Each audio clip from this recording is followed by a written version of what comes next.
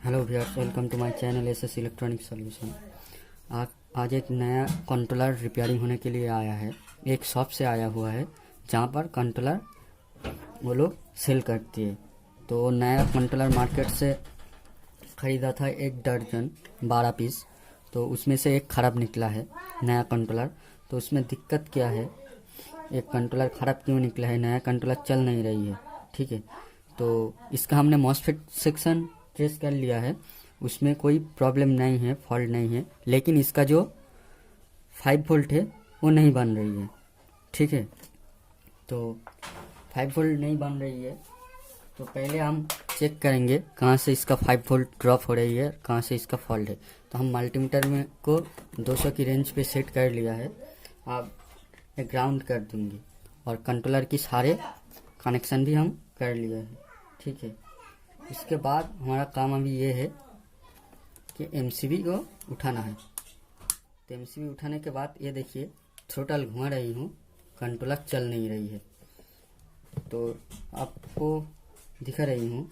ठीक है, देखिए ये हमारा L7805 है, यहाँ पर लगी हुई है।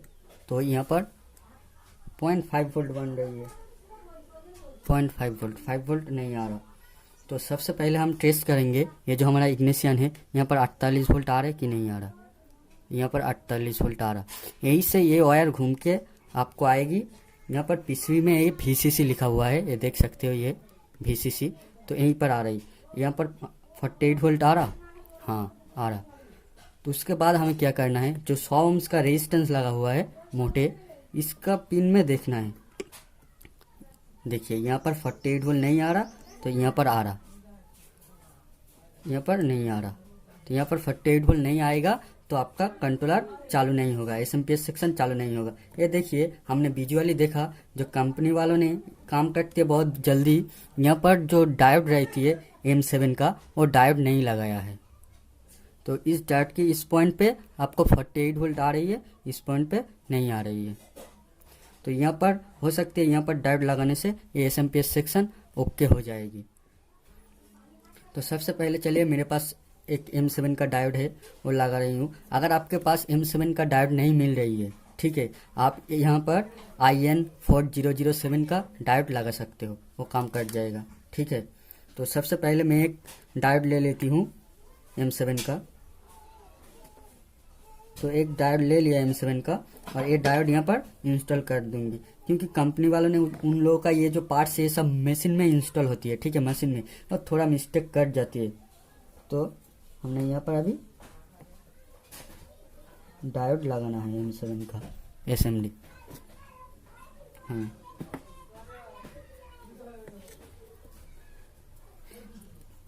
ठीक है।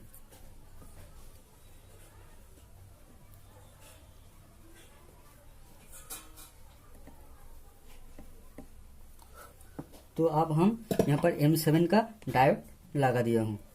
तो M7 का डायोड लगाने के बाद अब हमें टेस्ट करना है 48 वोल्ट आगे बढ़ रहा है कि नहीं बढ़ रहा। तो यहाँ पर 48 वोल्ट यहाँ तक आ रहा था। तब अब इस जो रेजिस्टेंस है, रेजिस्टेंस के पीछे देखना है, यहाँ पर भी 48 वोल्ट आ रहा है।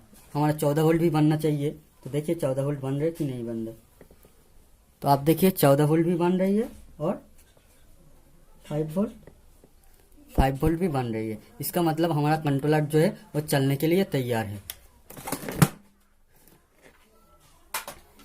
ठीक है, तो सबसे पहले हम एमसीबी को ऑन कर लिया। अब थ्रोटल घुमाकर देखेंगे कि ये कंट्रोलर चल रही है कि नहीं चल रही है। ठीक है, तो आप देखते हैं, देखिए हमारा कंट्रोलर जो है वो चलने लगा। आप मोटर की आवाज़ सुन सकते हो।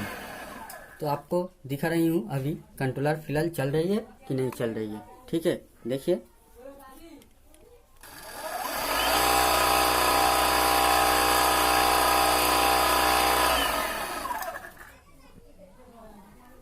तो आप लोगों ने देखा कि कंट्रोलर चालू हो गई है। सिर्फ एक M7 का डायोड के वजह से एक कंट्रोलर नहीं चल रही थी। ठीक है, तो यही बात आप लोगों को बोलती हूँ, विजुअली कोई भी पार्ट्स इलेक्ट्रॉनिक्स का सर्किट आप रिपेयर कर रही हो तो विजुअली उसको देखना जरूरी है। कोई पार्ट्स फटा हुआ तो नहीं है, कहीं पर कंपोनेंट्स नहीं है, ऐसे टेस्ट करना पड़ता है। उसमें से आपको 70% फॉल्ट निकल जाती है। ठीक है, आज के लिए वीडियो बस इतना ही।